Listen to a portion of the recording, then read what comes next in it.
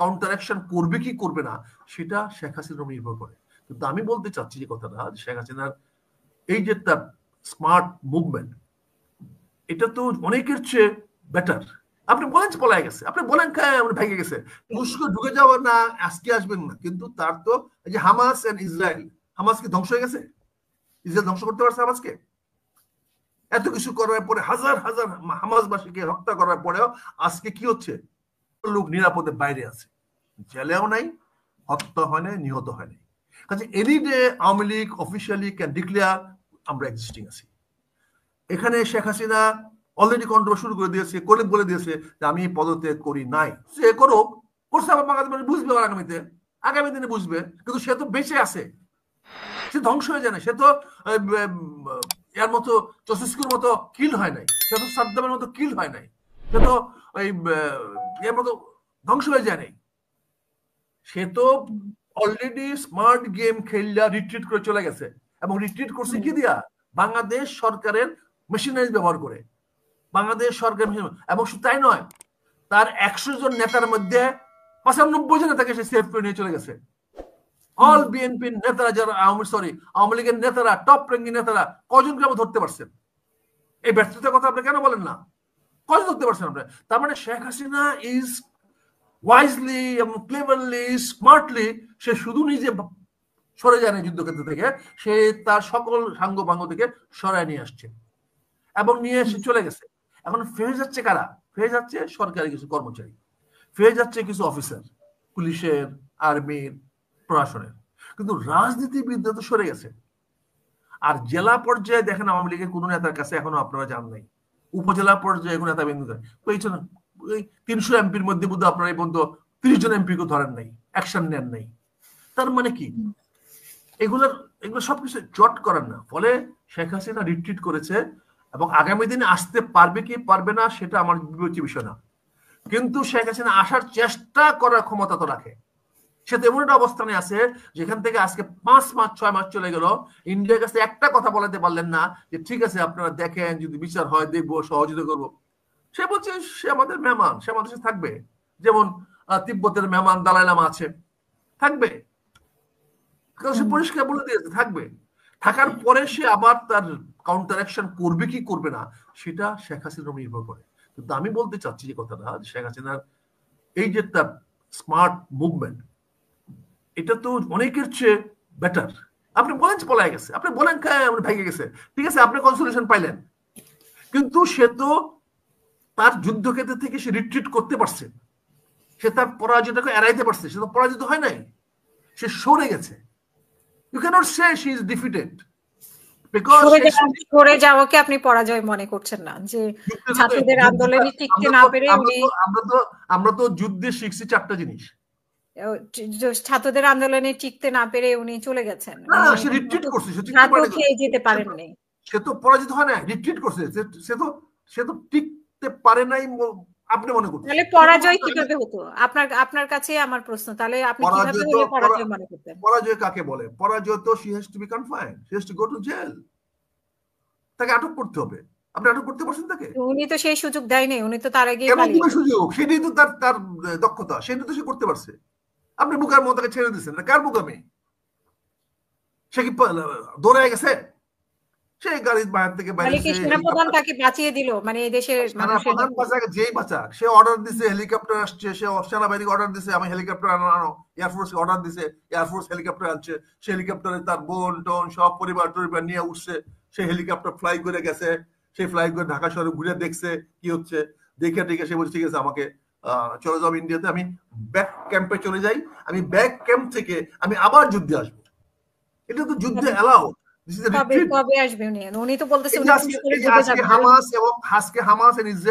আরো 3 মাস আগে বলেছে যে উনি টুস করে ঢুকে যাবে, তো ওনাকে তো আমরা ঢুকে যাওয়ার না আজকে আসবেন না, কিন্তু তার তো এই যে হামাস এন্ড ইসরায়েল, হামাস কি ধ্বংস হয়ে গেছে? ইসরায়েল ধ্বংস করতে পারছে হামাসকে? এত কিছু করার পরে হাজার হাজার হামাসবাসীকে হত্যা করার পরেও আজকে কি হচ্ছে? আজকে হামাসের সঙ্গে সন্ধি চুক্তি করতে হয়েছে। এটা from the Israel point of view is a defeat for the Israelis. ফলে ইসরায়েলের ডিফেন্স যুদ্ধমন্ত্রী পদত্যাগ করেছে, because it is a defeat for them. But হামাসের জন্য এটা বিজয়, কিন্তু ভেরি কস্টলি বিজয়। হাজার হাজার লোককে খোয়াইতে হয়েছে, ধ্বংস করে ফেলছে পুরো ফিলিস্তিনটাকে। কাজে যুদ্ধক্ষেত্রে রাজনীতিতে পরাজিত হয়েছে বঙ্গবন্ধু শেখ মুজিবুর রহমান, সে তার সঙ্গে কিন্তু এখানে আমি যেটা বলছি যে আজকে ট্রাম্পের কথা আওয়ামী লীগ খুশি হলো কি খুশি আমার দেখার বিষয় না। আমার দেখার বিষয় যে আওয়ামী লীগ যেন আগামীতে এই বাংলাদেশে ক্ষমতায় আসতে না পারে।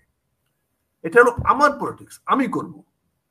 সে কেন পরাজিত হয়ে গেল, সে কেন এখানে চলে যেতে পারলো, এটা তো আমার প্রশ্ন হয়ে গেছে, আমার হয়ে যাবে। আপনি কার পলিটিক্স করেন? আপনি কি বিএনপির পলিটিক্স করেন নাকি মানে কার পলিটিক্স? আমি তো বিএনপি পলিটিক্স করি, আমি পলিটিক্স করি।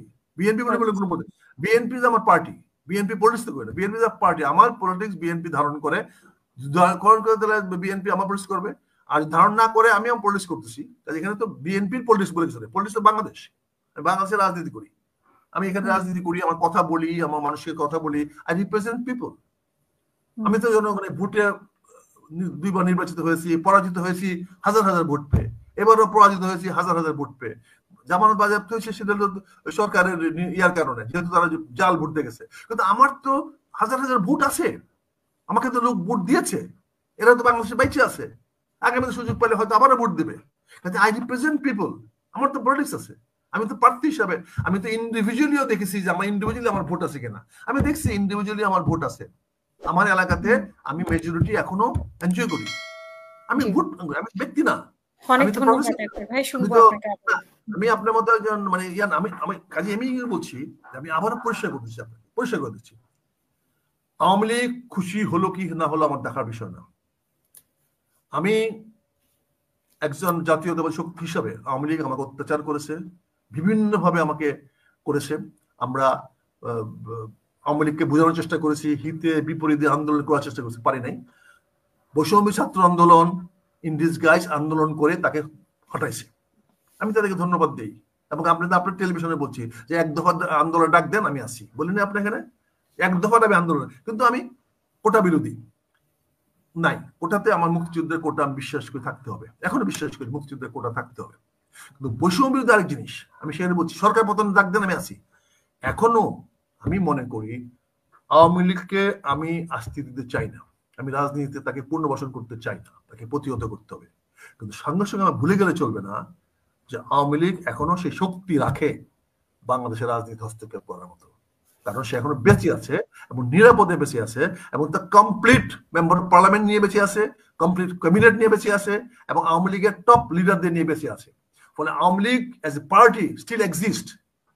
মেবি টুমোরো তারা আসবে ইন এক্সাইল, তারা দাবি করবে লন্ডনে বসে আমি আমেরিকা করতেছি, বা ইসরায়েলে বসে আওয়ামী লীগ করতেছি, কোনো একটা দেশে থেকে তারা ডিক্লেয়ার করতে পারে, বা ইন্ডিয়াতে ডিক্লেয়ার করতে পারে আমরা ইন্ডিয়াতে বসে আওয়ামী লীগ আছি। পসিবিলিটি দেওয়া, বিকজ আমার সভাপতি দেওয়ার, সেক্রেটারি দেওয়া, সাংগঠনিক সম্পাদক আছে, সকল সাংগঠনিক সম্পাদক আছে। অর্থাৎ গঠনতন্ত্র অনুযায়ী যারা দলকে ক্লেম করতে পারে দল belongs to Awami League, belongs to us, বা বিলংস তাদের পক্ষে, সেই সবগুলো লোক নিরাপদে বাইরে আছে, জেলেও নাই, হত্যা হয় নাই, নিহত হয় নাই। কাজে any day Awami League officially can declare আমরা এক্সিস্টিং আছি। এখানে শেখ হাসিনা অলরেডি কন্ট্রোল শুরু করে দিয়েছে, করে বলে দিয়েছে যে আমি পদত্যাগ করি নাই। অতএব কালকে সে বলবে পদত্যাগ, দেখো লেজিটিমেট প্রাইম মিনিস্টার, আপনি জানেন চিয়াং কাইশেক এখনো legitimate prime minister of Taiwan. Mainland China থেকে সে পলায়া চলে গেছে তাইওয়ানে আমেরিকানরা তাকে শেল্টার দিয়েছে।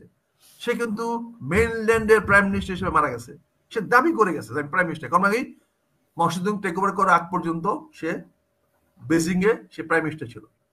সো সেখান থেকে সে চলে গেছে, চেয়ারম্যান ছিল, তার চেয়ারম্যান ছিল, সে চেয়ারম্যান কিন্তু সেখান থেকে চলে গেছে। So Chiang Kaishek was a legal chairman as per the Taiwanese concern, এবং এখনো তাইওয়ানের দাবি করে they are the mainland of China.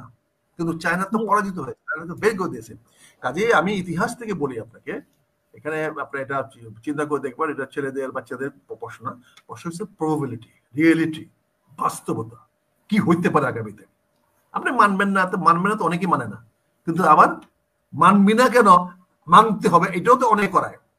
আজকে আমাদের করা দিচ্ছে না, মানতেছে না। আজকে রাস্তাঘাটে ধরে পোলাপান, হ্যাঁ ধর ধর, বুঝছেন না, ধর ধর করে কারে ধরতেছে কেউ জানে না, নিরীহ মানুষ মরতেছে, এটা বিচার হচ্ছে বলেন? কাজে মানবে না, মানি না, এটা করুন। রাজনৈতিক ভাবে যদি আপনি দেখেন, রাজনীতি বিশ্লেষণ করেন, তাহলে শেখ হাসিনা বাংলাদেশের আগামী দিনের রাজনীতির potential threat. Don't forget this. Kalimullah sir, I hope, আমি জানি না আপনি এগ্রি করবেন কিনা। অসংখ্য ধন্যবাদ। ভিডিওটি পুরো দেখার জন্য আপনাকে ধন্যবাদ।